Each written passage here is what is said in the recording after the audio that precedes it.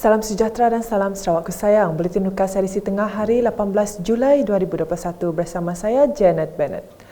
Tumpuan berita tengah hari, Kementerian Kesihatan Malaysia KKM perlu mengkaji hubung kait vaksinasi dengan jumlah kematian yang disebabkan virus COVID-19. Perkara tersebut dinyatakan Timbalan Ketua Menteri Tan Sri Dato' Amar Dr. James Jemut Masing dalam satu kenyataan media pada Sabtu. Katanya KKM mungkin boleh melihat kepada angka kes COVID-19 di Sarawak pada Jumaat yang mana sebanyak 423 kes telah dicatatkan tetapi tiada kematian yang direkodkan. Sehubungan itu, beliau yang juga Menteri Infrastruktur dan Pembangunan Pelabuhan memberitahu sekiranya terdapat hubung kait langsung antara vaksinasi dan jumlah kematian COVID-19, ia bermaksud rancangan pelaksanaan vaksin di Sarawak ini adalah pendekatan yang tepat untuk membendung virus yang membawa maut itu. Jelasnya lagi, kerajaan tidak membuang masa dengan menggunakan segala bentuk strategi seperti Perintah Kawalan Pergerakan PKP, Perintah Kawalan Pergerakan Bersyarat PKPB dan sebagainya. Di Dalat, berita gembira kepada 130 penduduk di Kampung Tengah Hilir Dalat apabila Jabatan Tanah dan Survey JTS telah meluluskan permohonan skim pembesaran kampung SPK mereka. Menteri Kebajikan Kesejahteraan Komuniti Wanita Keluarga dan Pembangunan Kanak-kanak Datuk Seri Fatimah Abdullah berkata, mereka yang lulus adalah sebahagian dari 700 permohonan yang diajukan kepada JTS untuk fasa 1 SPK tersebut dan telah melalui beberapa fasa tapisan. Beliau yang juga ahli Dewan Undangan Negeri Adun Dalat memberitahu SPK bertujuan memberi peluang kepada penduduk terutama dari kampung yang sudah tiada tanah lagi untuk mendirikan rumah. Permohonan telah dibuat dalam tahun 2017. Ada 700 permohonan telah dimajukan kepada Land and Survey dan ianya melalui beberapa tapisan dan setelah tapisan dibuat hari ini ada di antara mereka telah berjaya. Ini untuk fasa 1. Tujuan skim pembesaran kampung ialah ianya tentu sekali memberi peluang kepada penduduk kampung, terutama bagi kampung yang memang sudah tiada tanah lagi untuk mendirikan rumah. Jadi dengan itu, maka bila adanya skim pembesaran kampung seperti untuk Kampung Tengah Hilir ini, maka insya-Allah ia akan memberi peluang kepada penduduk kampung untuk mendapat iaitu tanah dan juga tempat untuk membina kediaman yang lebih selesa dan teratur. Datuk Seri Fatimah berkata demikian ketika ditemu ramah selepas menyampaikan SPK kepada penerima di Kampung Tengah Hilir Dalat pada Jumaat. Menurutnya, dengan adanya SPK, perancangan pembangunan untuk kampung-kampung di kawasan luar bandar akan lebih teratur walaupun semakin padat dengan penduduk. Ini adalah untuk fasa 1 dan kita difahamkan nanti ada fasa 2 lagi. So dengan itu kita berharap bahawa terutama bagi kampung yang tiada lagi ruang untuk pembesaran kampung, ada peluang bagi penduduk di situ untuk mendapat tempat untuk mendirikan rumah. Jadi mudah-mudahan dengan adanya kemudahan seperti ini dari segi perancangan dan juga perancangan kita untuk kampung-kampung kita terutama di kawasan luar bandar ini yang sudah walaupun luar bandar tetapi dari segi padat dengan penduduk ianya dapat kita atasi dengan skim pembesaran kampung yang teratur. Sementara itu, salah seorang penerima Emma Samantha Robert Luhi dari Kampung Hilir Dalat amat berterima kasih dan bersyukur selepas layak untuk menerima SPK. Saya Emma Samantha binti Robert Luhi dari Kampung Hilir Dalat. Saya ingin berterima kasih dan bersyukur kerana layak menerima skim pembesaran kampung. Terima kasih kepada YB, Datuk Hajah Fatimah dan Land and Survey kerana memberi saya peluang untuk mendapat skim ini. Seorang lagi penerima dari Kampung Hilir Dalat, Vincent merancang untuk membina kediaman yang lebih baik untuk keluarganya selepas permohonannya turut diluluskan. Saya Vincent, penduduk Kampung Hilir Dalat. Saya mengucapkan sangat berasa syukur kepada Tuhan karena saya dapat lot ni lah. And then saya memberi penghargaan kepada Datuk Seri Hajah Fatimah Abdullah dan Jabatan Land and Survey kerana memberi kelulusan lot kediaman kepada saya untuk skim pembesaran kampung Penghilir. Jadi setelah saya dapat tol nanti, saya berancang untuk membina sebuah rumah kediaman untuk keluarga saya yang lebih selesa dan lebih terancang untuk penduduk kampung kami. Terima kasih Kerajaan Negeri Sarawak. Berita di Lubuk Antu, Menteri Muda Pembangunan Perindustrian Sarawak merangkap Ahli Dewan Undangan Negeri Adun Batang Air, Datuk Dr. Malcolm Musin Lamoh, telah mengadakan lawatan kerja ke daerah Lubuk Antu pada Khamis. Beliau telah menyempurnakan Majlis Peladang Prihatin Sarawak dengan menyampaikan sumbangan produk-produk pertanian anjuran Jabatan Pertanian Bahagian Seri Aman dengan kerjasama Pertubuhan Peladang Kawasan PPK di Pusat Pemberian Vaksin PPV Dewan Kompleks Sukan Majlis Daerah Lubuk Antu.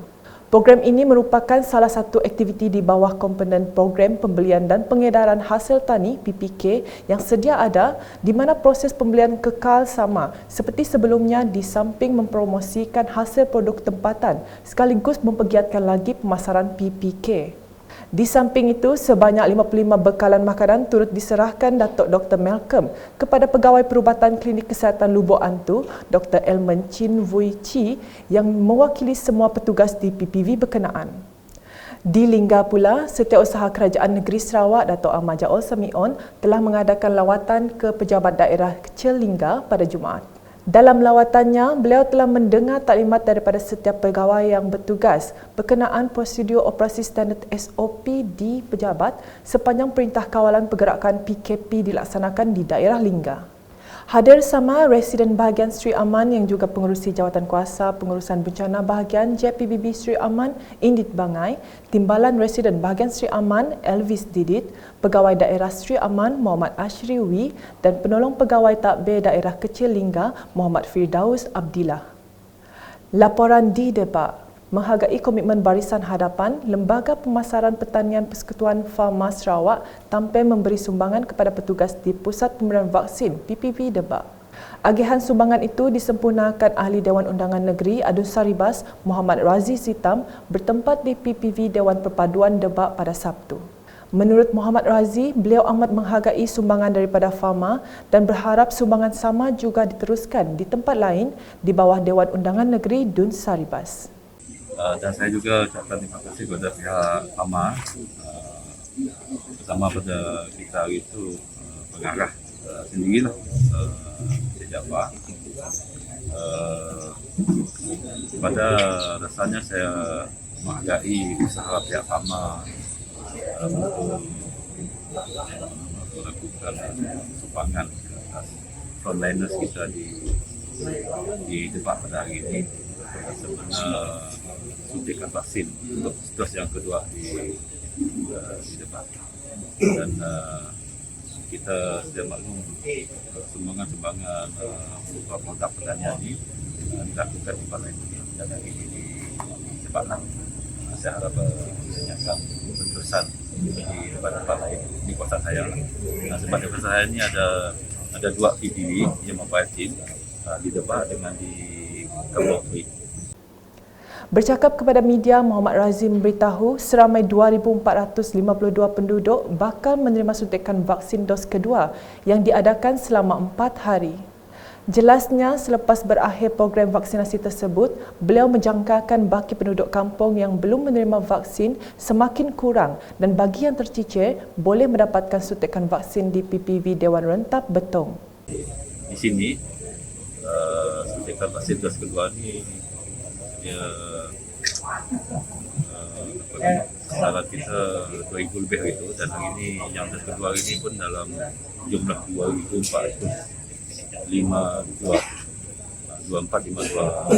suntikan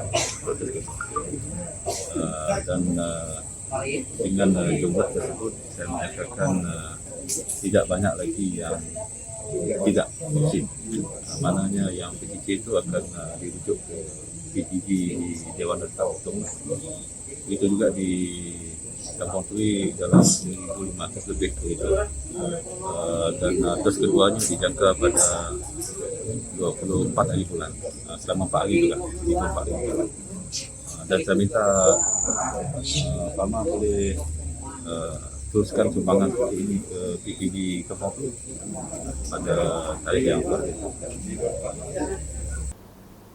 Beliau dalam pada itu turut menasihatkan orang ramai di Saribas yang belum menerima vaksin untuk sentiasa mengemas-kini maklumat di dalam aplikasi MySejahtera.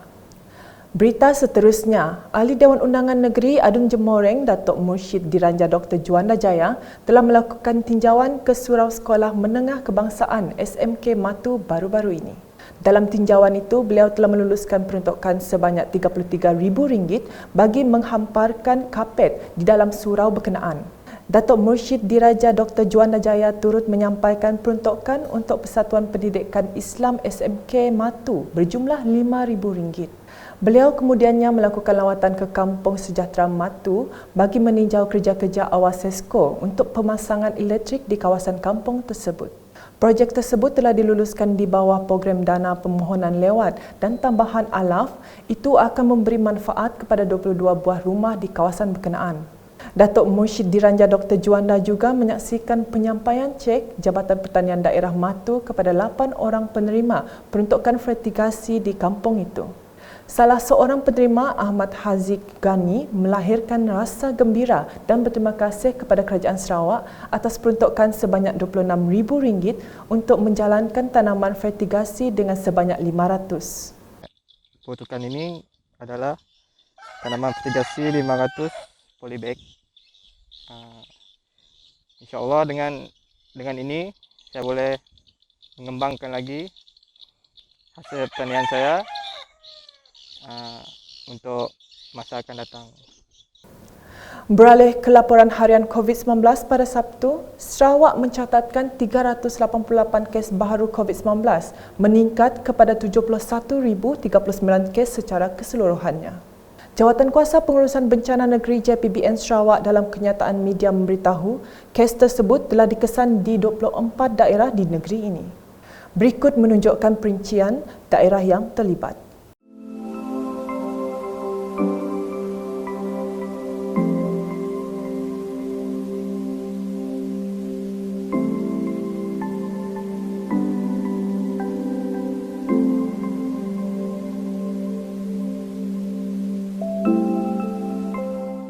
Tambah JPBN Sarawak lagi, satu kluster komuniti telah diisytiharkan sebagai kluster baharu, iaitu kluster Bedub Longgo Serian.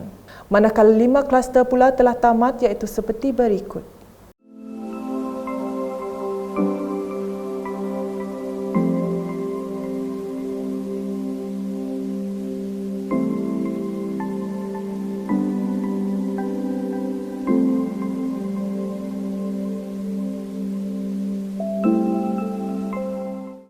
Selain itu, turut dimaklumkan daerah Song di bahagian Kapit telah kembali ke status jingga daripada merah dan daerah Limbang telah kembali ke status hijau.